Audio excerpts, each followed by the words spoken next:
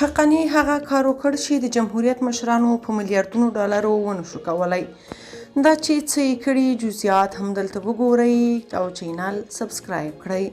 طالبان وایي کابل کې 62,000 امنیتي کامرې لګول شوي، نورو ولایتونو ته هم غځېږي. د کورنۍ چارو وزارت وایي په کابل ښار کې له 62,000 زیاتې ښکاره کامرې په سړکونو، کوڅو او مهمو ځایونو کې لګولي او همداراز ډېر شمېر مخفي کامرې هم لګولي دي. د دې وزارت ویان عبدالمتین قانع په یو ویډیویي کلیپ کې چې پر خپلې ټولنیزې شبکې ایکس یا پخواني ټویټر کې ایښي وایي دا کامرې د خلکو په همکارۍ د امنیت د ټینګښت په موخه د امنیتي او تخنیکي طرحې له مخې په کابل ښار کې لګولي دي.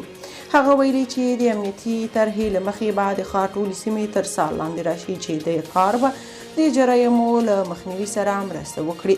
د کورنۍ چارو وزارت ویان دغه راز وویل چې د امنیتي کمرو د نصب لړۍ به د هیواد نورو ولایتونو ته هم وغځول شي.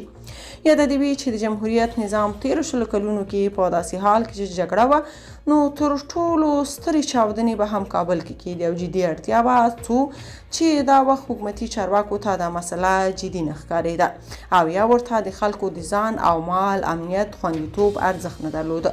نو د نړیوالو میلیارډونو ډالرو مرستو سره سره بیا هم داسې کوم اقدام ونه کړ، خو طالبانو 2 کلونو کې داسې ستره کارنامه وکړه. عام افغانان بیا د طالبانو د یاد اقدام ستاینه کوي او وایي له دې کار سره به د جرمونو کچه ټیټه شي ځکه چې مجرمین ژر پیژندل کیږي او له همدې امله خلک د جرم کولو جرأت هم نه کوي. خو بل خوا یو شمېر خلک وایي د امنیتي کمرو له لګولو سره دا پوښتنه هم راپورته کیږي چې د خلکو د خصوصي حریم خوندیتوب تر څه حده په پام کې نیول کیږي. که تاسو په دې اړه څه نظر لرئ په کومنټ کې شریک او چینل سبسکرایب کړئ.